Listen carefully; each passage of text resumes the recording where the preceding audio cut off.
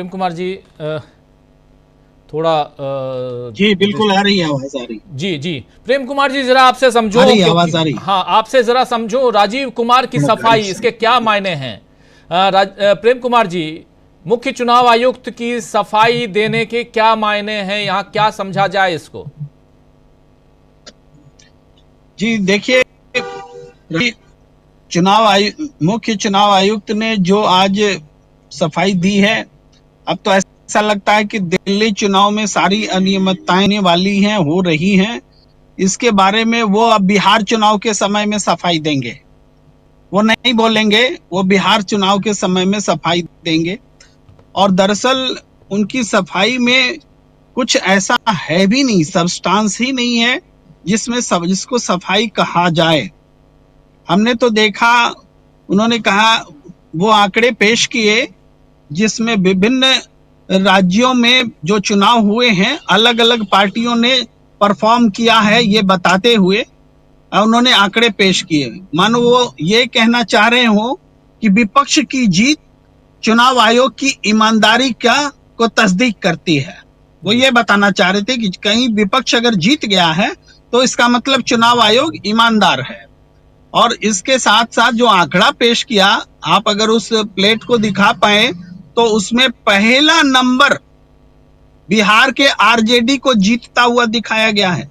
बताइए, चुनाव आयोग के प्रेस कॉन्फ्रेंस में मुख्य चुनाव आयुक्त झूठा आंकड़ा पेश कर रहा है। ये 2020 में आरजेडी चुनाव जीता है। ये एक तथ्यात्मक बात है, जो गलती उन्होंने दिखलाई है उसकी ओर मैं इशारा कर रहा हूं। इसके अलावा टंडन जी ने जो बातें कही बिल्कुल सही कही कि अमेरिका के चुनाव में चुनाव नतीजे कितनी जल्दी आ जाते हैं, दुनिया जानती है। हमारे यहाँ तो वोटर लिस्ट का टर्नआउट जो है वो समय पर नहीं आता है, उसको भी आप देखेंगे। जी इसी की मैं बात कर रहा था। पहले नंबर पर आरजेडी को जीतता हुआ दिखाया गया है 2020 पहले नंबर जी, जरा इसको पहला नंबर जो है जरा और ले आइए, 2020 वाली बात। हाँ, ये फर्स्ट स्टेट, एक state 2020 RJD ji, one full cycle of 30 states UT election since 2020, ये जो है इसमें बिल्कुल आप सही कह रहे हैं, 15 different parties in different states. ये बताने के लिए कि इतनी 15 पार्टियां जो हैं अलग अलग स्टेट्स में जीत के आई हैं, जो बताती हैं कि कहीं ना कहीं यहाँ पर कोई गड़बड़ी नहीं है, यही यहाँ स्टैब्लिश करने की कोशिश। लेकिन उसमें 2020 में आरजेडी की जीत नहीं हुई थी, बल्कि वहाँ एनडीए की जीत हुई थी, नीतीश कुमार और बीजेपी साथ साथ, और उनकी जीत हुई थी। जी प्रेम कुमार जी। जी, तो इस लेवल पर इतनी बड़ी गलती की हम कल्पना नहीं कर सकते, लेकिन वो हुई है, दिख रही है, हम लोग दिखा रहे हैं। उसके बाद आप देखिए, इस पूरे चुनाव में जो सवाल वो नहीं देते, प्रक्रिया बताते हैं चुनाव आयोग किस तरीके से पुख्ता प्रक्रिया से चला है। जनाब, ये प्रक्रिया तो आज आपने नहीं बनाई है, आपके हाथ में तो जो भी प्रक्रिया बनी है वो संशय में है। ये प्रक्रियाएं पहले से एस्टैब्लिश्ड प्रक्रियाएं हैं। उन प्रक्रियाओं में ईमानदारी नहीं है, ये सवाल है। आप कह रहे हैं कि हम पर भरोसा करो। आप सुप्रीम कोर्ट का हवाला देते हैं कि सुप्रीम कोर्ट में सब जुडिस है, कि सुप्रीम कोर्ट ने विश्वास जताया। अरे सुप्रीम कोर्ट ने कहा कि हमें चुनाव आयोग पर भरोसा है, और चुनाव आयोग कह रहा है कि सुप्रीम कोर्ट ऐसा कह रहा है। अरे दोनों मिलकर के कहना क्या चाहते हैं? चुनाव प्रक्रिया पर जो सवाल है, उस सवाल के पर जो संदेह है, वो उन बातों पर उस संदेह का निपटारा कौन करेगा? सुप्रीम कोर्ट कहता है हमें चुनाव आयोग पर भरोसा है, और चुनाव आयोग कहता है कि सुप्रीम कोर्ट ने कह दिया है या सब जुडिस है, तो हम सुनेंगे नहीं, तो हम जाएंगे कहां? देश की जनता किससे जवाब मांगेगी? ये बड़ा प्रश्न खड़ा किया है। अभी इस पूरे चुनाव के दौरान जो भी सवाल उठे हैं, वो सवाल उठे हैं कि ईवीएम 99% चार्ज क्यों है, क्यों नहीं जवाब देते? वो सवाल ये है कि आप बोलते हैं, आप ही प्रश्न खड़ा करते हैं कि भाई 6 बजे चुनाव का आंकड़ा देना मुमकिन नहीं है, क्योंकि 6 बजे से 7 बजे तक हमारे जो चुनाव एजेंट होते हैं वो लोग उसमें बिजी रहते हैं, 7 बजे तक प्रक्रियाओं में।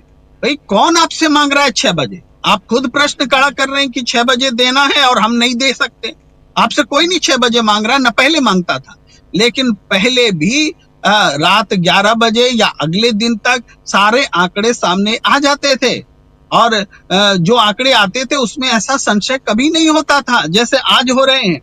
आप कह रहे हैं वोटर लिस्ट को लेकर के, वोटर लिस्ट जिस तरह से, अभी दिल्ली की बात ले लीजिए ना, मैं दिल्ली का ताजा उदाहरण बताता हूँ। दिल्ली में जो वोटर लिस्ट बने हैं, खुद चुनाव आयुक्त का आंकड़ा कह रहा है कि 3,08,000 वोट जो है 2024 के लोकसभा चुनाव के बाद से अब तक बढ़े हैं। और यही कह रहा है कि अक्टूबर के बाद से वो 1,67,000 समथिंग बढ़े हैं। हम पूरा और डिलीट हुए उसके भी आंकड़े देखे, मैंने हिसाब लगाया कि 3 लाख वोट का 70 विधानसभा से आप डिवाइड करके देखिए, 4400 वोट पर विधानसभा बढ़े हैं। और जो डिलीट हुए हैं उनकी संख्या को 70 से डिवाइड कीजिए तो करीब 2200 वोट्स डिलीट हुए हैं। तो अगर डिलीट रणनीतिक है, इंटेंशनल है, चुनाव आयोग और सत्ता पक्ष अगर मिल करके डिलीशन कर रहा है, टारगेटेड लोगों को डिलीशन कर रहा है और जोड़ा जा रहा है, वो भी इंटेंशनल है, तो 6400 वोट प्रति विधानसभा बढ़ गए हैं या फर्क पड़ा है, डिलीशन प्लस एडिशन। तो 6400 वोट अगर पर विधानसभा अगर एडिशन और डिलीशन हो रहा है तो दिल्ली में आप समझिए कि महाराष्ट्र रिपीट होने जा रहा है। बीजेपी फिर भारी भरकम वोट से सीट से जीत के आ रही है, ये हालात है। इवन नई दिल्ली का आप देख लीजिए, नई दिल्ली में अरविंद केजरीवाल लगभग 22,000 वोट से जीते थे, उसके आसपास। इस बार डिलीशन और एडिशन का आंकड़ा 25,000 है, 25,000। आप समझ सकते हैं, भाई जीत ही नहीं सकते अरविंद केजरीवाल। आज मैं कह रहा हूं नहीं जीत सकते। जहां इतनी बड़ी तैयारी हो गई है, वो कहां से जीतेंगे अरविंद केजरीवाल। तो मैं कह रहा हूं कि महाराष्ट्र के चुनाव को रिपीट करने के लिए बीजेपी को 70 में 67 सीट लाने के लिए पूरी तैयारी कर ली गई है, ताकि ये पूरा लिमिट, इस पर जवाब नहीं दे रहे हैं, इस पर जवाब नहीं है उनके पास में। अब इसका जब ये आंसर आएगा तब इसका जवाब वो बिहार चुनाव के समय में कुछ इसी तरह, अब तो रहेंगे ही नहीं, उनको बोलने की जरूरत ही नहीं है, लेकिन अगर रहते तो शायद बिहार के चुनाव में वो जवाब देते। ये स्थिति है। मैं और भी बात करूंगा, लेकिन पहले दौर में इतना ही करता हूं। जी, बिल्कुल बिल्कुल, बहुत शुक्रिया आपका प्रेम कुमार जी। अगले दौर में फिर आपसे आपके पास आता हूं। जरा प्रोफेसर रविकांत जी आपके पास आना चाहता हूं। जो बात यहां कह रहे हैं प्रेम कुमार जी, बहुत इंपॉर्टेंट, कि 70 में से 67-68 सीटें बीजेपी को जिताने की पूरी तैयारी हो गई है। यह अपने आप में बहुत चौंकाने वाली खबर है। और यानी महाराष्ट्र रिपीट करने की तैयारी है। कितना भरोसा किया जाए अब चुनाव आयोग पे, चुनाव की प्रक्रिया पे। देखिए, यहां पर सीधे शब्दों में मैं कह दूं कि हम लोग किसी चीज को बढ़ा